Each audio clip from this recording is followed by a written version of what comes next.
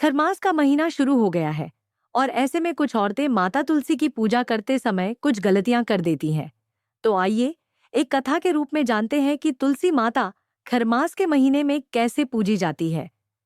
खरमास का समय सदा से ही सनातन परंपरा में संयम, मर्यादा और आत्मचिंतन का काल माना गया है। ये वह समय है जब मनुष्य के छोटे छोटे आचरण भी उसके जीवन की दिशा तय कर देते हैं। कहा जाता है कि इस मास में शुभ कार्य तो स्थिर रहते हैं, लेकिन तुलसी माता हर घर की गतिविधियों को देखती और परखती हैं।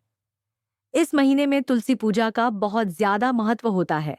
एक गांव में एक सामान्य परिवार रहता था जो दिखावे की भक्ति करते थे। घर के आंगन में वर्षों पुरानी तुलसी माता विराजमान थी। आरंभ में उनकी सेवा पूरे विधि विधान से होती थी, लेकिन समय के साथ भक्ति बोझ बन गई और खरमास आते ही लापरवाही ने जन्म ले लिया। खरमास के पहले ही दिन घर की स्त्री ने यह सोच लिया कि इस महीने पूजा पाठ का विशेष महत्व नहीं होता, इसलिए नियमों में ढील दी जा सकती है। स्नान के बिना ही तुलसी के पास जाना, बिना मन की शुद्धता के जल चढ़ा देना और कभी-कभी तो जल चढ़ाना भी भूल जाना, यही उसकी दिनचर्या बन गई। वह यह नहीं समझ पाई कि खरमास में नियम ढीले नहीं बल्कि और कठोर माने जाते हैं। धीरे धीरे तुलसी माता के पत्ते मुरझाने लगे। ये केवल प्रकृति का संकेत नहीं था, बल्कि चेतावनी थी। लेकिन मनुष्य जब अहंकार में होता है तो संकेतों को अनदेखा कर देता है। उसी घर में बिना कारण कलह बढ़ने लगी। छोटी छोटी बातों पर विवाद होने लगे। धन आते आते रुक जाता और स्वास्थ्य भी साथ छोड़ने लगा। एक रात उस स्त्री ने स्वप्न देखा कि आंगन में अंधकार फैला है और तुलसी माता के चारों ओर सूनी हवा चल रही है। स्वप्न में एक गंभीर स्वर गूंजा कि श्रद्धा के बिना की गई सेवा सेवा नहीं कहलाती। वह डरकर जाग गई, लेकिन सुबह होते ही उसने उस स्वप्न को साधारण मानकर भुला दिया। यही वह क्षण था जब तुलसी माता का मौन क्रोध सक्रिय हुआ। घर में एक के बाद एक समस्याएं आने लगी। जो कार्य सरलता से हो जाते थे वे अब रुकावटों से भर गए। घर का वातावरण भारी रहने लगा, जैसे कोई अदृश्य शक्ति वहां ठहर गई हो। अंततः जब तुलसी का पौधा पूरी तरह सूख गया, तब जाकर उस स्त्री का हृदय कांप उठा। उसे अनुभव हुआ कि यह केवल पौधे का सूखना नहीं, बल्कि जीवन की समृद्धि का सूखना है। उसने गांव के एक वृद्ध ज्ञानी से परामर्श लिया। ज्ञानी ने कहा कि खरमास में तुलसी माता का अपमान करने से उनका क्रोध चुपचाप जीवन को रिक्त कर देता है। पश्चाताप की अग्नि में जलते हुए उस स्त्री ने अगले दिन शुद्ध स्नान किया, मन को शांत किया और तुलसी माता के स्थान पर बैठकर सच्चे हृदय से क्षमा मांगी। उसने यह स्वीकार किया कि भक्ति दिखावे से नहीं, अनुशासन से होती है। धीरे धीरे घर का वातावरण बदलने लगा। यह तुरंत चमत्कार नहीं था, बल्कि एक संकेत था कि तुलसी माता ने पश्चाताप स्वीकार कर लिया है। शांति लौटने लगी, मन हल्का होने लगा और जीवन की दिशा फिर से संतुलन की ओर बढ़ने लगी। यह कथा केवल कहानी नहीं बल्कि चेतावनी है। खरमास में तुलसी माता के प्रति की गई लापरवाही जीवन में स्थायी असंतुलन ला सकती है। चेतावनी यही है कि इस मास में बिना स्नान तुलसी को स्पर्श न करे, रात्रि में तुलसी के पास अनावश्यक न जाए और उन्हें सूखा न छोड़े। यदि अनजाने में कोई भूल हो जाए तो उपाय भी सरल है। शुद्ध मन, सच्चा पश्चाताप और नियमित सेवा। तुलसी माता के पास बैठकर कुछ क्षण मौन रखना, स्वच्छ जल अर्पित करना और विष्णु स्मरण करना उनके क्रोध को शांत करता है। खरमास भय का नहीं बल्कि जागरूकता का समय है। जो व्यक्ति इस काल में तुलसी माता का सम्मान करता है, उसके जीवन में स्थिरता स्वयं लौट आती है। यही इस कथा का संदेश है और यही तुलसी माता की मौन शिक्षा भी है। कथा यहीं समाप्त नहीं होती। जिस घर में तुलसी माता का अपमान हुआ था, वहां परिवर्तन की प्रक्रिया धीरे चल रही थी। अब उस स्त्री का मन पहले जैसा नहीं रहा था। उसे हर सुबह आंगन में जाते समय एक अनजाना भय महसूस होता, लेकिन यह भय नकारात्मक नहीं था, बल्कि उसे सावधान करने वाला था। वह अब तुलसी माता के सामने खड़ी होकर केवल जल नहीं चढ़ाती थी, बल्कि मन ही मन अपने हर आचरण का निरीक्षण करती थी। कहते हैं कि खरमास में तुलसी माता मनुष्य के कर्मों को और भी सूक्ष्म रूप से देखती है। इसी दौरान उस घर में कई ऐसे संकेत दिखाई दिए जिन्हें पहले कभी किसी ने गंभीरता से नहीं लिया था। कभी दीपक अपने आप बुझ जाता, कभी पूजा के समय मन भटकने लगता, तो कभी बिना कारण मन भारी हो जाता।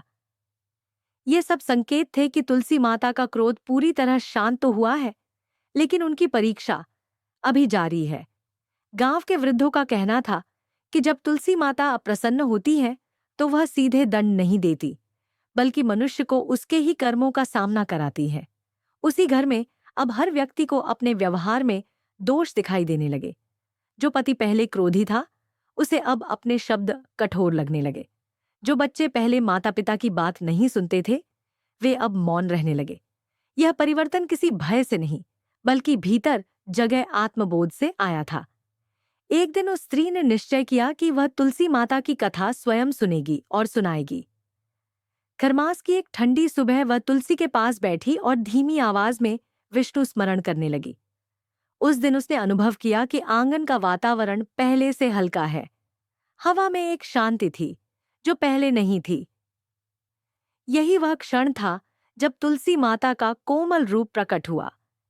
ये माना जाता है कि जब तुलसी माता का क्रोध शांत होने लगता है तो घर में अचानक सुख नहीं आता, बल्कि पहले मन की अशांति समाप्त होती है।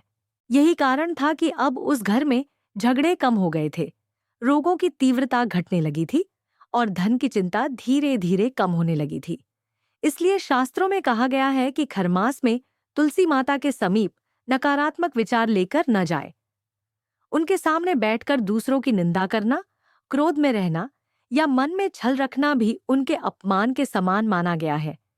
यह सब धीरे धीरे जीवन की स्थिरता को समाप्त कर देता है। यदि किसी को यह अनुभव हो कि उसके घर में बिना कारण बाधाएं बढ़ रही हैं, मन अशांत रहता है या बार बार एक ही प्रकार की परेशानी लौट कर आ रही है, तो इसे साधारण न समझे। यह संकेत हो सकता है कि तुलसी माता की सेवा में कहीं न कहीं कमी रह गई है। उपाय के रूप में सबसे पहले अपने मन को शुद्ध करें। खरमास में तुलसी माता के पास बैठकर मौन रखना अत्यंत प्रभावशाली माना गया है। सप्ताह में कम से कम एक बार तुलसी के पास दीपक जलाकर केवल मौन में बैठे। किसी मंत्र का उच्चारण न भी करे तो भी आपका भाव तुलसी माता तक पहुंच जाता है। यदि संभव हो तो खरमास में तुलसी माता को प्रतिदिन एक ही समय जल अर्पित करें। समय की नियमितता उन्हें अत्यंत प्रिय है। यह संकेत देता है कि आपकी भक्ति दिखावे की नहीं, अनुशासन की है। जैसे जैसे खरमास आगे बढ़ा, उस घर में रहने वालों को यह अनुभव होने लगा कि तुलसी माता केवल बाहर आंगन में नहीं, बल्कि उनके भीतर भी संवाद कर रही है। अब कोई जोर की आवाज नहीं थी, कोई डराने वाला दृश्य नहीं था, लेकिन मन के भीतर एक निरंतर चेतावनी गूंजती रहती थी। जब भी कोई सदस्य क्रोध में कठोर शब्द बोलने वाला होता, उसका मन अचानक रुक जाता। जब कोई गलत निर्णय लेने की सोचता तो भीतर से बेचैनी उठने लगती। यह तुलसी माता का ही स्वर था जो उन्हें संभलने का संकेत दे रहा था। एक दिन घर की वही स्त्री जिसने पहले लापरवाही की थी, अपने बीते व्यवहार को याद करके बहुत रोई।